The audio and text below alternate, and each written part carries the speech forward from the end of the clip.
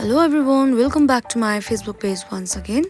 र आज फेरि पनि म मेरो भिडियो चाहिँ आफ्नै बेडदेखि स्टार्ट गरिरहेको छु र अहिले भने चाहिँ म आज ड्युटी जानु छैन र चाहिँ म ढिलो उठेँ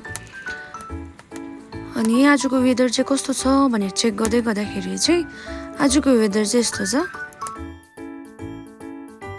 अब चाहिँ म उठेर आफ्नो बेडदेखि पहिला काम स्टार्ट गर्छु भनेर चाहिँ यहाँ केसहरू पारेर एकदमै उठिरहेको थिएँ। नि सानो केस हुनु चाहिँ यो प्रब्लम हुन्छ, बान्दा पनि डल्लो पार्दा पनि यसरी प्रब्लम भइबस्छ।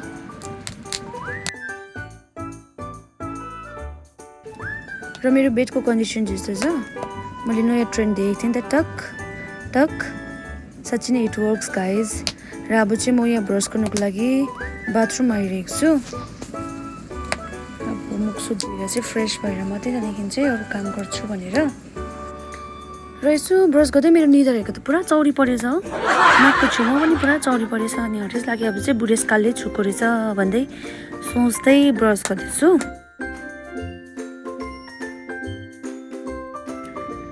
र ब्रस गर्दै मेरो घर तल हेरेको चाहिँ यहाँनिर दाजुले गोरु जोत्नु हुँदो रहेछ हो। अब मेबी यहाँ चाहिँ अब मकै लगाउनुहुन्छ होला। हाम्रो घरदेखि चाहिँ निकै तलै पर्छ। यसलाई चाहिँ मैले 3.6x जुम गरेर चाहिँ भिडियो बनाइरहेको छु। र यो चाहिँ हो मेरो घरको कुखुरा, मम्मीले पाल्नु भएको। 3टा मात्रै छ, 3टामा चाहिँ एउटा मर्यो हो, अन्त 3टा मात्रै रहेको छ।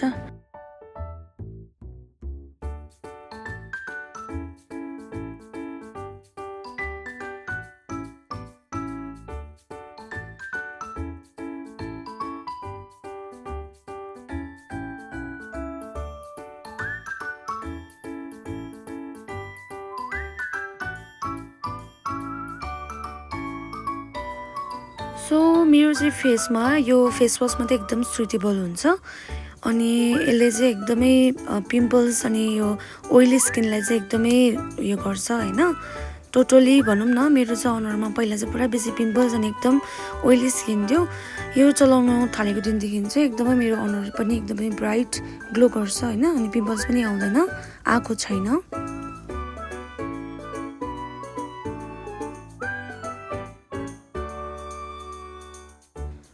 सो मलाई चाहिँ एक खेप धोकोले हुँदैन, सो त्यसले गर्दाखेरि चाहिँ 2 खेप चाहिँ धुनैपर्छ अनुहार पनि।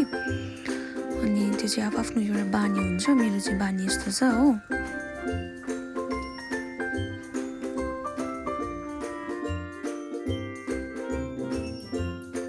So as you can see guys, मेरो स्किन चाहिँ एकदमै क्लियर सफा देखिरहेको छ हैन, मजाको देखिरहेको छ।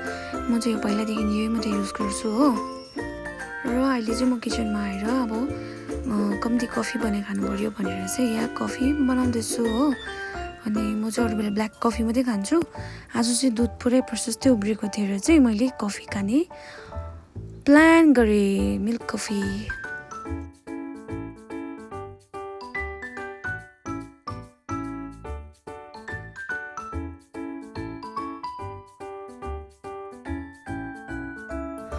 सो कफी चाहिँ एकदमै मिठो भएछ हैन, चिनी पनि ठिक्कैको लागेर एकदमै मिठो। तर गाइस मेरो चाहिँ साइनस छ हैन, तर आज एक दिन चाहिँ कम्प्रोमाइज गरेको। अन्त मम्मीलाई पनि टेस्ट गर्नु भनेर दिएको, मम्मीले एकदमै मिठो भयो भन्दै भन्नुभयो हो।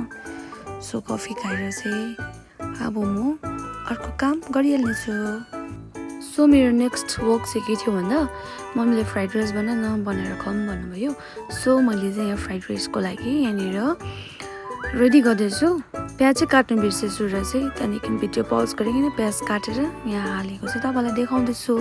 सो एकदम लास्टसम्म हेरिदिनुहोस् होला।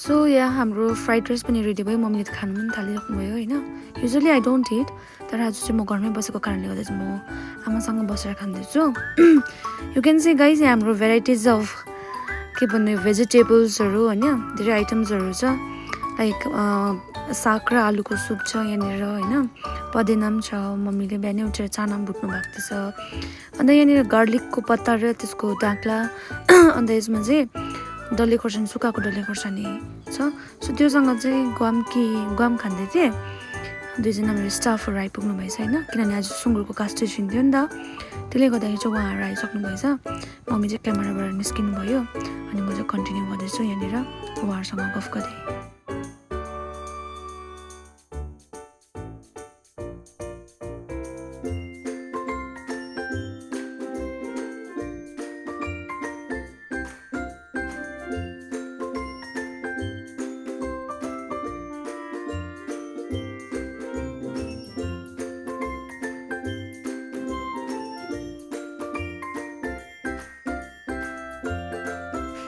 सो अब चाहिँ यहाँ खाएको भाँडाकुँडा धुनुपर्ने थियो अनि एक दुईवटा सामानहरू पनि निस्केको थियो अनि त्यसलाई चाहिँ साफ सुधार गरिहाल्नु पऱ्यो भनेर चाहिँ म यहाँ भाँडाकुँडा माझ्नु थालेँ अनि धोको चाहिँ यस्तो चिसो पानी चाहिँ यस्तो चिसो थियो कि मलाई चाहिँ मेरो कुमदेखिको कर्नेल लागेर आएर चाहिँ यहाँ हातहरू पनि लक भएको जस्तो भइरहेको थियो गर्नु आँटे गाई साह्रै बिजोक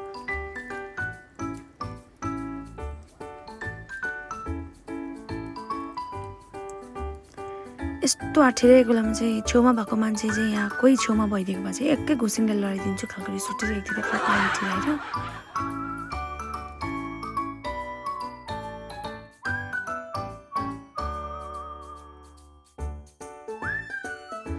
र अब भने चाहिँ म किचन सफा गर्दैछु खानासाना खाइसकेर होइन अनि मेरो फाल्टै काम पनि थुप्रै थियो त्यसले गर्दाखेरि चाहिँ म यहाँ किचन सफा गर्दैछु